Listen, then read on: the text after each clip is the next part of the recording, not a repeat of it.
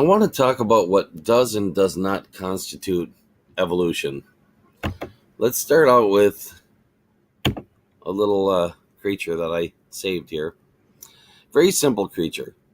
Now, this creature evolved into this shape, but it was also designed. Now, you might wonder, how can it be both? Well, simple. Let's just delete it and start with nothing, and let's just see how it can evolve. Well, I start out by adding something in there. That's a change. That change does not constitute evolution. Add something else. Again, a change. That change by itself also does not constitute evolution. Evolution is the accumulation of change. So it's only when the changes add up that we can call it evolution.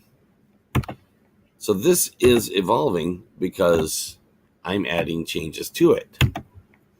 Now, the fact that the changes are being added by someone and not happening spontaneously or randomly or whatever the case might be doesn't stop it from counting as evolution.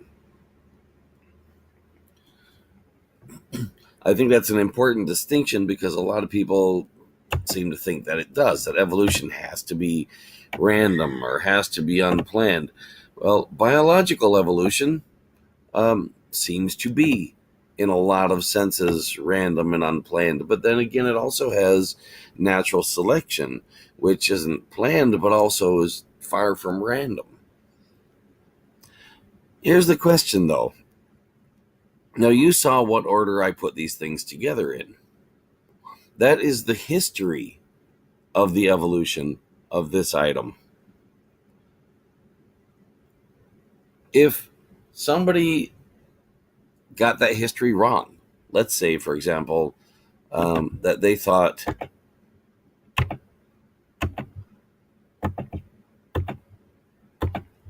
that I started by putting all the joints in like this,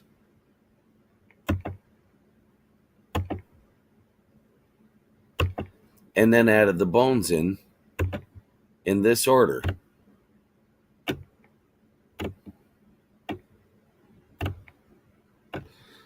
Okay, now this time I did that, but last time I didn't. Yet they both evolved.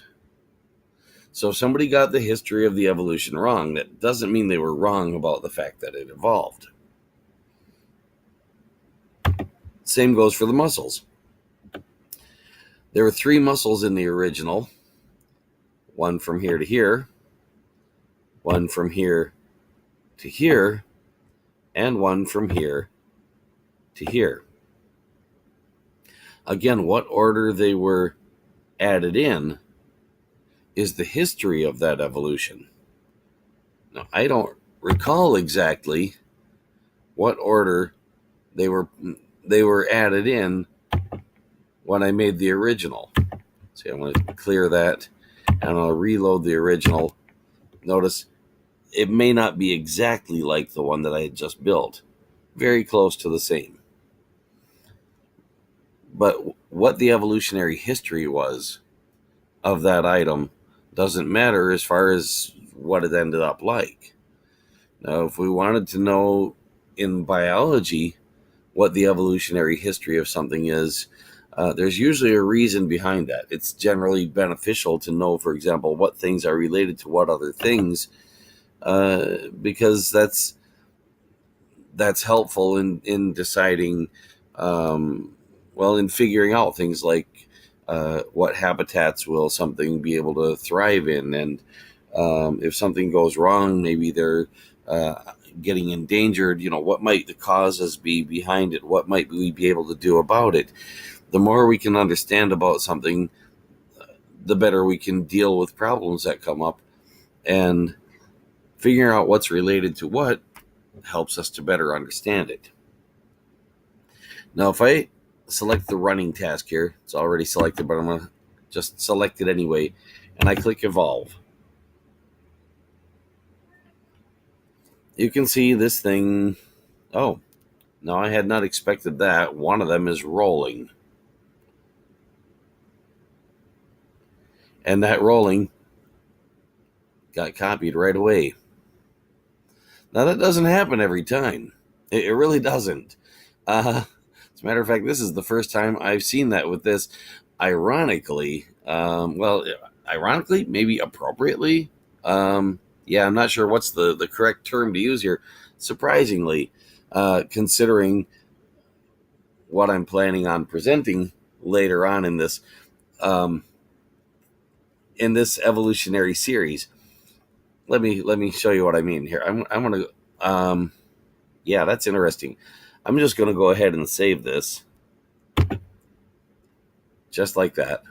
Generation 6, and I'm gonna go back, and I'm gonna show you a little sequence of an evolutionary history, partially reconstructed. Um, Not sure exactly if I got it in the original order, but it doesn't really matter because this is just to show you an example. There we've got the item I named C. Here's C0, a couple of pieces added. C1, a couple more pieces added. Let's say C1.5, added some muscles in. C2, made it larger. C3, added a couple more bones and muscles in. C4, added a couple more bones and muscles in. C5, deleted a couple of bones and muscles. Now notice, if I had deleted the ones I just added, that wouldn't have been evolving it further because I'd have been undoing some evolution. This wasn't undoing it, even though it was deleting something. Now go C6, and there's deleting some more. Again, we're not back to any point that it was at. If we did end up back in an exact configuration that it was in before, altogether, there would be no net evolution, but there would still be evolution on the way there. And of course, cyclic evolution can happen where something evolves to a certain point that it has been at before and then repeats. So going to C7, some more stuff added. And C8, there were some more things added. And C9, there I flipped it and made a mirror image of it, which I had to reconstruct it to do that, but count that as a single mirroring change, because conceptually that's what it is. And then CA, sort of a similar structural change. I basically changed the orientation of the zigzag pattern in the middle. And CB, some more stuff added. CC,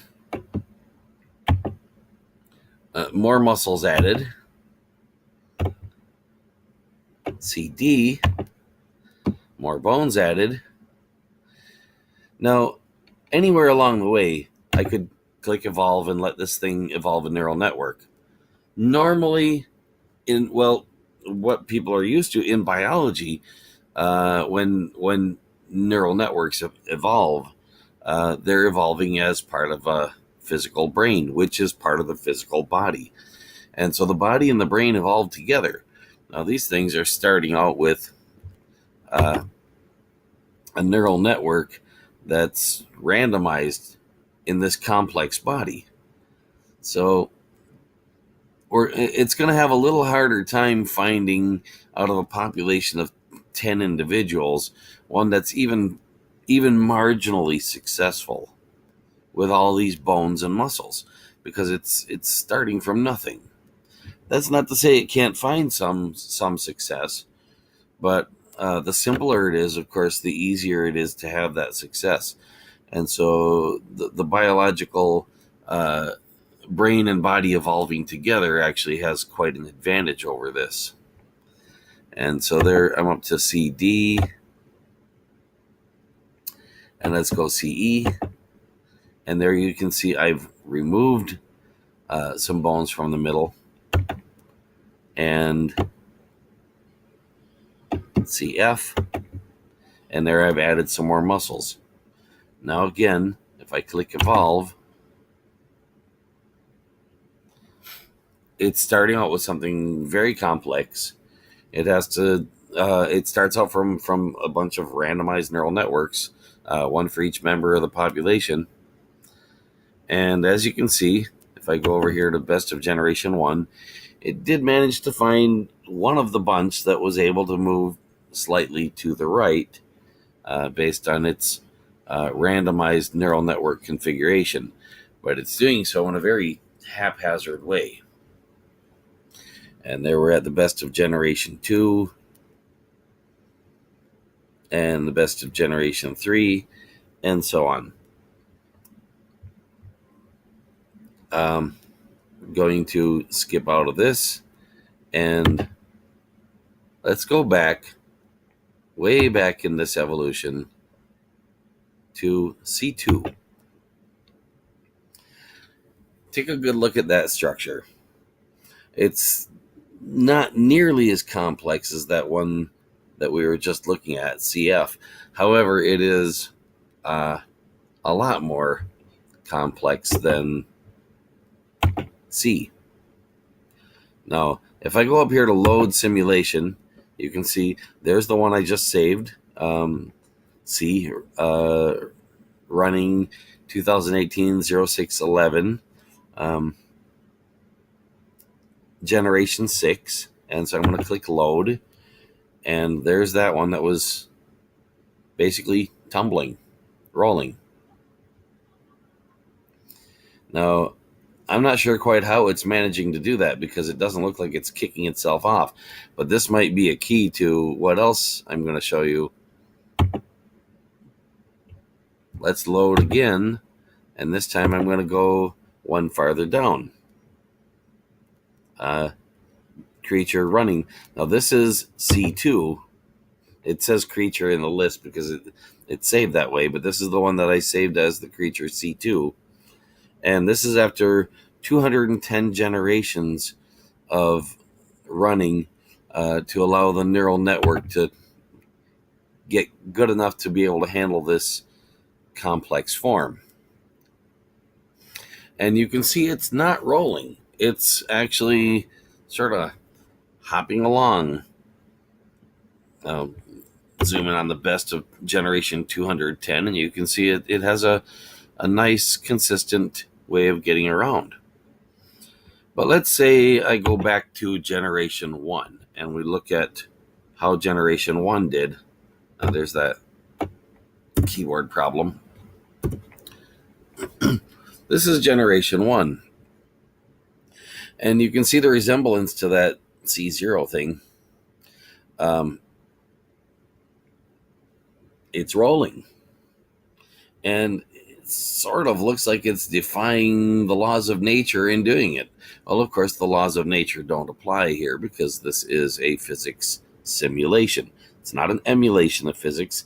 It's not designed to be exactly like the physics of our real physical world. It is instead designed to be reasonably similar to the physics of our natural world. Now I'm going to stick this at 7 seconds per generation on the replay just to move through this a little faster, and you can see how each generation moves a little closer to what we're seeing up there in the upper right hand corner at now generation 215.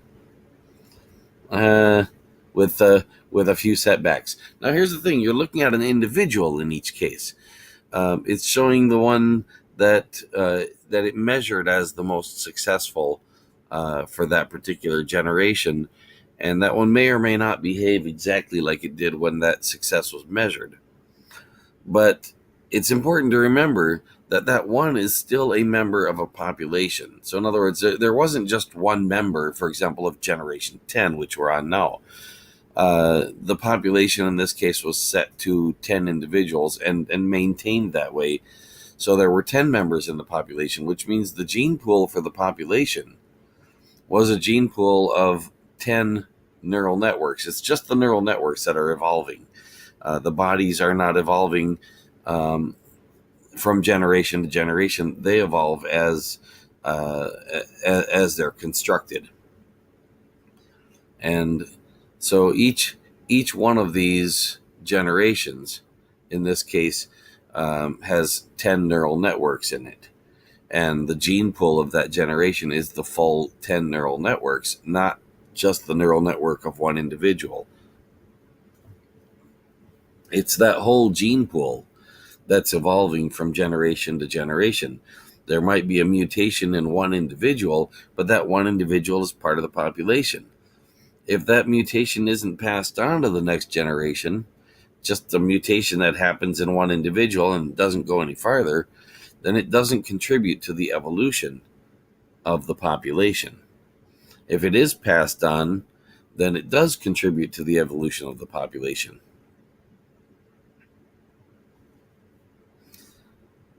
And you can see there's still a little tumbling here, but it's pretty much reached the type of transportation that it's settled on for the next couple of hundred generations. So now let's have a look. I'm going to go back here. Let's have a look at this same thing, C2. I'm going to just select that up here just for consistency of what we're looking at.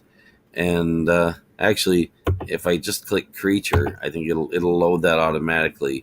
Let's see if I go back, load. Let's load that running one again. And then click back, and it should, there. Now it just says creature up there, but it's showing the form of C2. So I'm going to go load simulation, and instead of running, let's go jumping and see how C2 manages to jump. And here again, you can see it's managing some success at the given task. It's not running like it was running before, although that form of running could have been considered, in a sense, a type of jumping. But not quite like this is jumping. And it's actually doing some running. It's trying to get that single end underneath it so it can bounce itself up. And again, if we go back to generation 1,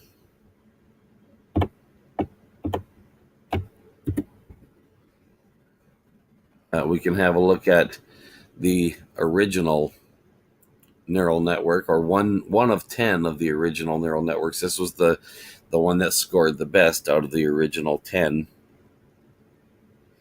And again, I'm going to set the automatic to go 1 every 7 seconds. And I'll just move on to generation 2. You can see that did a little bit better a job at jumping, and then it basically laid down.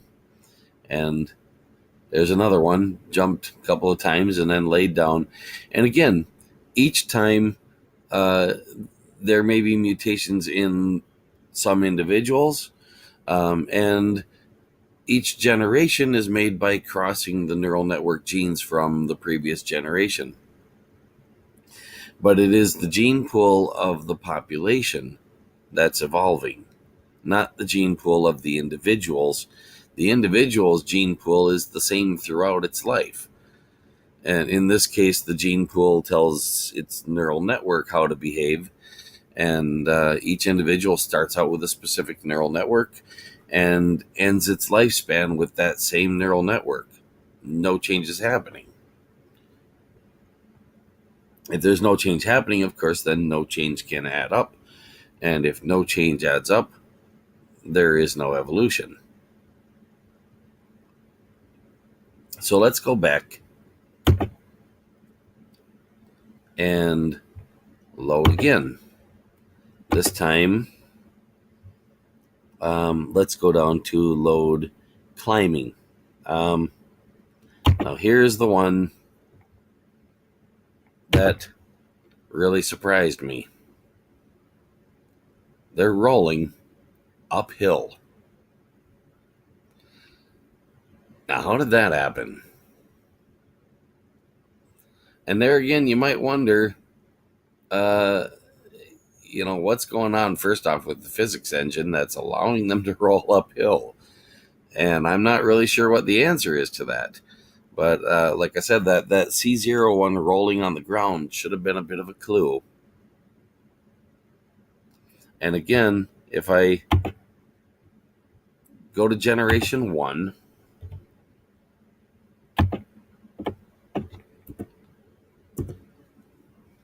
we can see how it started out. This is the best of generation 1.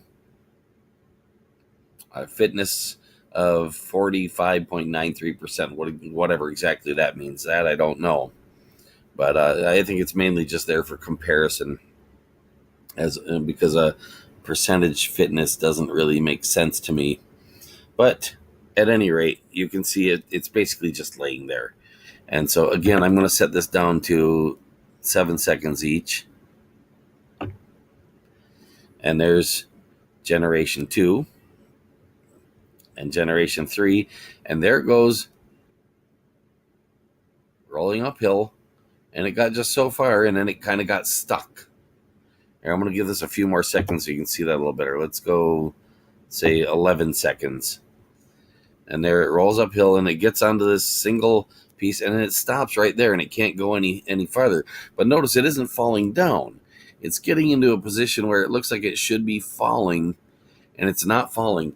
And that's what I found earlier, and I posted a short video on that, and I wasn't sure exactly what was going on. I was rather surprised. It looked like it's trying to roll uphill, but it wasn't really being successful in getting past that point. It would just get that far and then get stuck. And as you can see, looking in the upper right hand corner at generation 615 now, given enough time for the neural network to evolve with this body, it got better at it and better at it until they basically just roll uphill at high speed. And there's one that didn't quite manage to get a good start. And there it's trying to get itself up over that spot again. Not making it. There's generation 12. Still not making it. Let's go ahead a little and see how far it takes before we get one that actually manages to get past that point. We're at generation 13. Let's go up to 18. That's just sort of bouncing downhill. Let's try 19.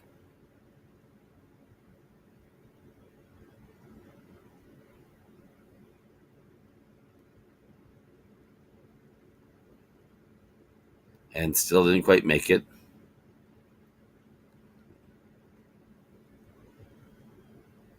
Oh, 20 managed to turn itself over.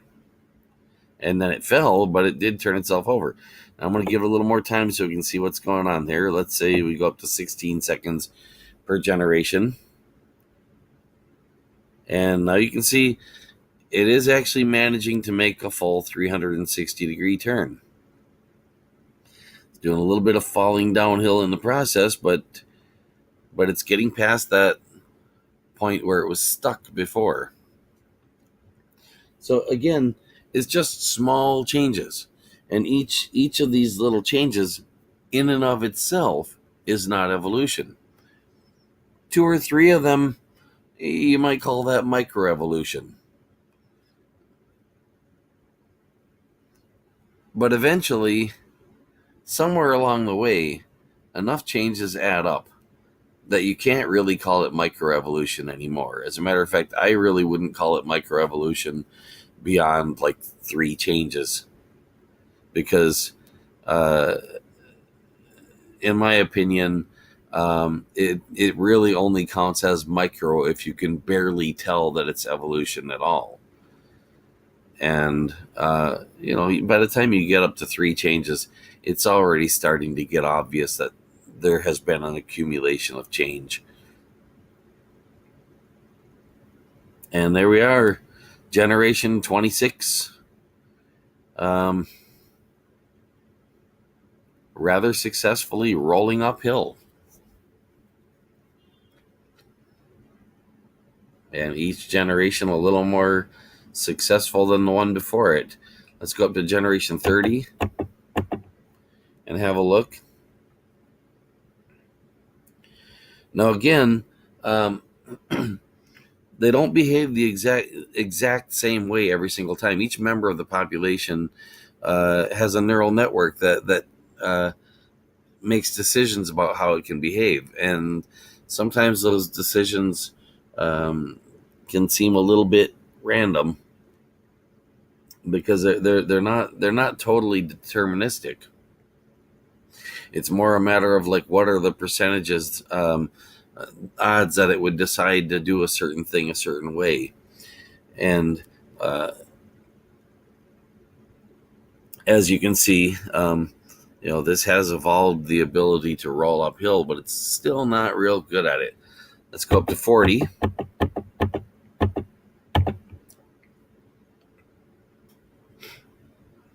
And so when you get one individual, as you're looking through the generations like this, that is doing worse than earlier generations, it could be that it actually that there are no members as fit in the population for the particular task as those from a previous generation.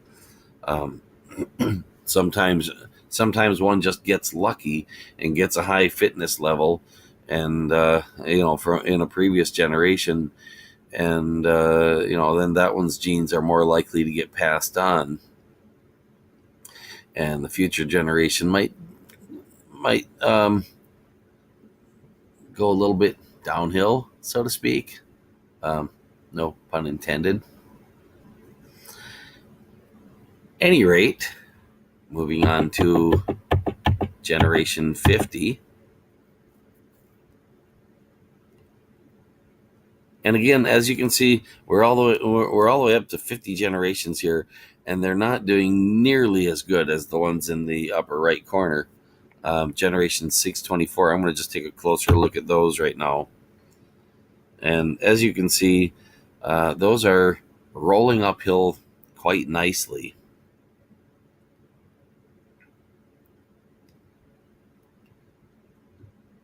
And going back to here, let's have a look at generation 60.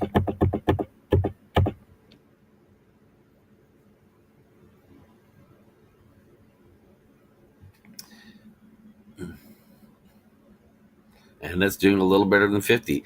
Now, if I go all the way up to, let's say, generation 80, that's 20 higher than 60. Again, you can see marked change. But if we looked at these one generation at a time, would you really be able to be sure whether or not there was any improvement in a given generation? Because like I said, it's not 100% of the time. There won't always be improvement. It's just improvement is selected for in reproduction. So it's more likely that there will be some improvement in the population than not. But to look at 2 generations and try to pick out whether or not one generation is certainly improved over the one before it is a little difficult. Not something that you're always going to be able to successfully do. Sometimes one might do a little better than the other one just by more or less coincidence, just a little luck. Other times it might appear that it actually got worse when in fact it did get a little bit better. Again, sort of a matter of chance, a bit of randomness involved. And this is something a lot of people get deceived about with regard to evolution. They listen to people telling them evolution is all about randomness, and randomness can't do anything. So therefore evolution isn't real. Well, evolution again is just the accumulation of change. That's all it is, and that applies in biology and outside of biology. Yes, there can be randomness involved. There doesn't have to be randomness involved in evolution. But in the case of biological evolution, that randomness is sort of beneficial because from the randomness, selection has something to work with. So again, let's move ahead a little up to, say, generation 100.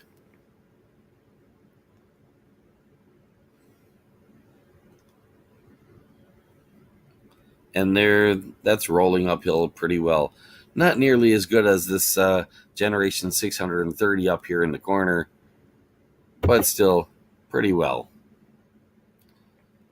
And if I go back here and I say, let's go to generation 555.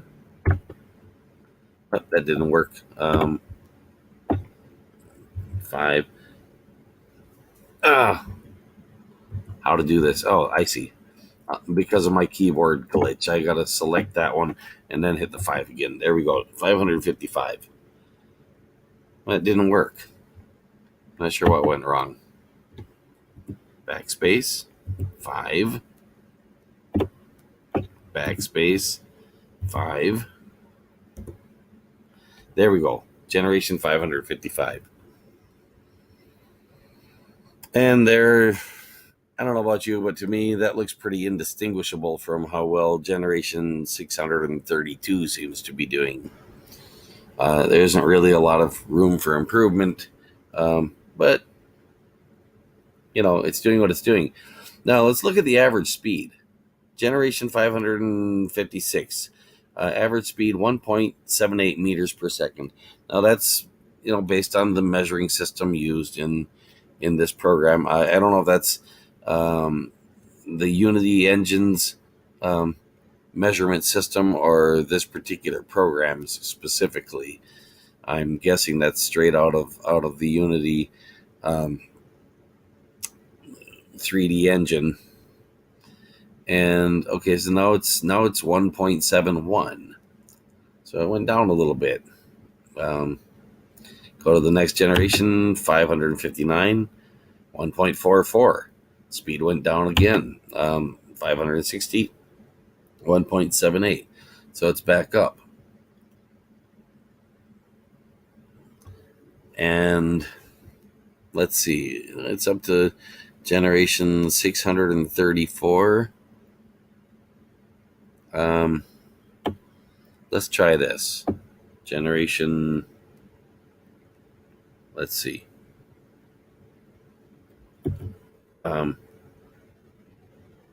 Like 6. Oh, I forgot. It's I got to do it when it's not going to change them. That's what happened. So let this one finish, and then I'll, as soon as it changes generations, I'll try to do this. It's on 562, 563 there. I'll click 6 and then get rid of one of these 6s. And then after it, type 3, and that'll go 33, and then press enter. So there, I've got generation 633, almost caught up to the last one. And you can see there again, the average speed is at 1.78 meters per second. So it's pretty much maxed out. That's all this one's going to do. Now, if I were to click back and then just select the climbing task and click evolve and start it over right from the beginning, it may or may not evolve that means of getting around. There's no guarantee that it will. And you can see it starts out random with a bunch of random stuff that can't do much of anything. And there's our best of generation 1, which is just laying there on the hill. And yeah, so little by little, it would have to, again, evolve a neural network that finds some way of getting up the hill. And whether or not it would come out the same, anybody's guess. But I'm going to go load simulation one more time. And let's go to this creature obstacle jump and load that. This is, again, the same creature. After 428 generations of evolving a neural network to jump over the obstacle. And there you can see they're making a mistake of bunching up in the on the right-hand side where they don't really have much time to see it coming. But they do tend to jump as it approaches. The timing's a little off. They probably should be jumping a little sooner. And I can't help wondering if maybe that would be improved given more generations, say, up to 600 generations instead of, 429. Oh, now that's interesting. We got one just doing somersaults in a folded up position. Yeah. I don't expect that to be retained to the next generation. Let's see, how much time do we have per generation on these? It's set to 22 seconds per generation. So, let's see. Generation 432. When that ends, it'll go to 433, and we'll see if that one that's tumbling over gets preserved at all. Doesn't look like it. So yeah, apparently that wasn't a very successful strategy.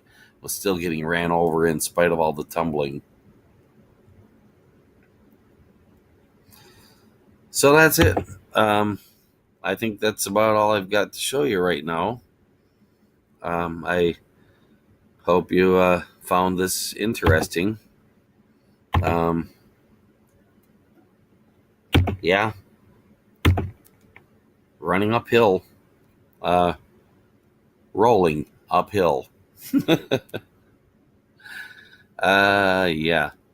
That took me a bit by surprise. Again, I don't expect a physics engine designed mainly for gaming to be able to be an accurate reproduction of the physics in our physical world. But I did not expect these things to be rolling uphill. Now, if they were going to roll uphill, I wouldn't have expected them to roll uphill the way they're rolling.